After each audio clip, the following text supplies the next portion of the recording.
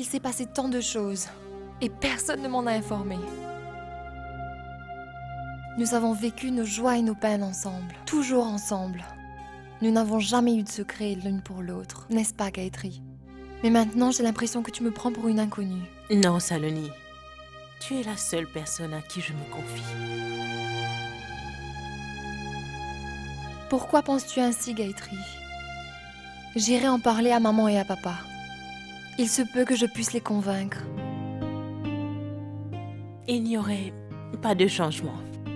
Je suis juste venue ici pour te dire de faire entendre raison à Dhananjay.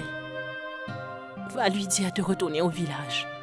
J'ai un fort pressentiment que Samar va sûrement essayer de l'agresser. Est-ce que si Dhananjay s'en va, le problème sera résolu, Gayatri? Est-ce que tu pourras l'oublier? J'avais pendant un moment oublié que je suis veuve et que je n'ai pas le droit de recommencer ma vie. C'est suffisant pour moi. Que pour un petit instant, l'espoir a illuminé ma vie. J'ai ressenti à nouveau un peu de joie dans ma vie sordide. Je berçais l'illusion d'une vie nouvelle. Je peux vivre le restant de mes jours en pensant à Dhananjay. Ces souvenirs me suffisent.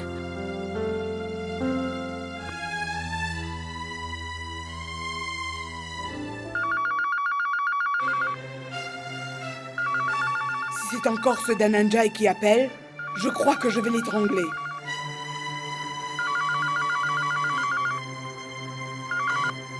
Allô?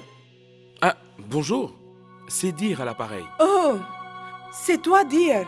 Désolée, je pensais que c'était... Oh, Kaveri, je me disais qu'une voix aussi rauque ne pouvait pas être la vôtre. J'ai failli éclater mes tympans. Mais ça va maintenant. Tu as quelque chose à me dire? Oh non, juste comme ça. Au fait, ça fait longtemps que je ne t'ai pas parlé. Tante Gayatri est venue.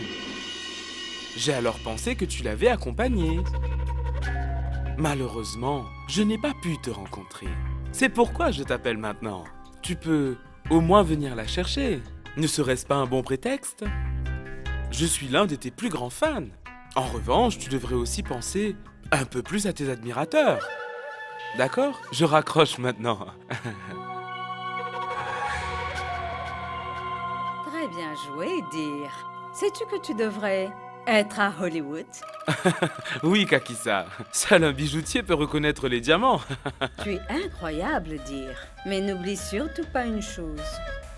Aditi est la fille de la famille. J'ai vu comment tu t'adressais à cette Kaveri.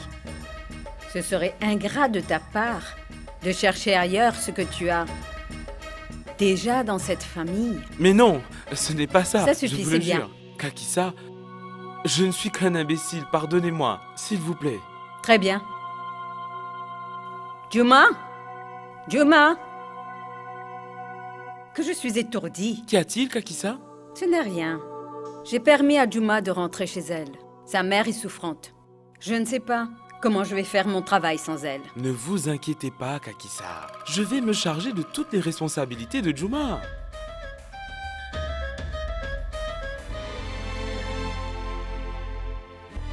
Je t'ai toujours vu en larmes, mais pour la première fois, aujourd'hui, j'ai vu un nouveau visage. Tu t'es débarrassé de ta solitude. Et un nouvel espoir se dessine sur ton visage. Je peux ressentir tout l'amour que tu portes dans ton cœur, Gayatri. Non, Saloni. Je sais que les rêves ne se réalisent jamais. Je ne veux plus me laisser berner. Pourquoi personne ne comprend pas qu'outre la nourriture, les vêtements et l'abri, une femme a besoin de la compagnie d'un homme avec lequel elle pourra partager ses peines et ses moments de bonheur. N'est-ce pas, Saloni? Ça suffit maintenant. C'en est trop. Je ne peux pas voir mes proches pleurer à cause de moi. Je t'assure que ce ne sera pas ainsi. Je vais faire tout mon possible pour que ton amour réussisse. Viens avec moi, Gayatri. Non, Saloni. Allons-y, Gayatri. Saloni!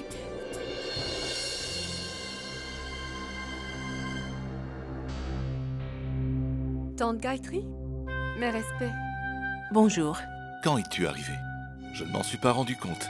Eh bien, il y a quelques instants. Saloni, est-ce que Gayatri a pris son petit déjeuner? Ou avez-vous tout simplement bavardé? Écoute, Bridgesh, moi aussi je suis présente ici. Est-ce que tu ne vas pas me la présenter? Celle qui est venue voir Saloni. Désolé, Kakissa, j'ai complètement oublié. Kakissa, je vous présente la tante de Saloni. Elle, c'est notre tante, Kakissa.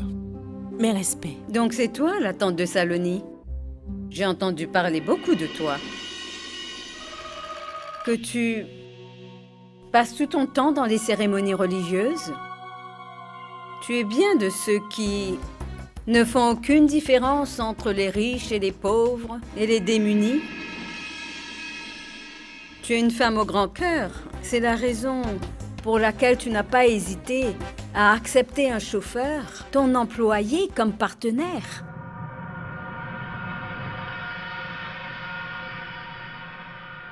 Pourquoi parler de la sorte, Kakissa?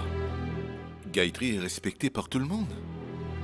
Vous auriez dû penser 2 fois avant de l'humilier de la sorte. C'est pas juste. Bridgesh, on humilie les gens qui ont une certaine réputation. Ça, c'est une autre affaire. Mais celle-là, elle est dans la boue de la tête aux pieds. Kakissa! On peut dire qu'elle a de l'audace. Est-ce que tu as déjà vu un chat voler du lait? Il lappe le lait en fermant les yeux et croit que personne ne le voit. C'est le même cas pour elle. D'abord, elle enfreint toutes les lois. Et ensuite, elle vient voir sa nièce, notre Saloni, pour en faire une complice. Elle est venue avec l'intention que Saloni approuve son acte et lui donne des conseils à suivre, n'est-ce pas? S'il vous plaît, Kakissa, faites attention à ce que vous dites. J'ai l'impression que tu n'as pas confiance en ce que je dis. C'est inutile que je continue. Demande-le lui. Saloni, pourquoi tu ne dis rien?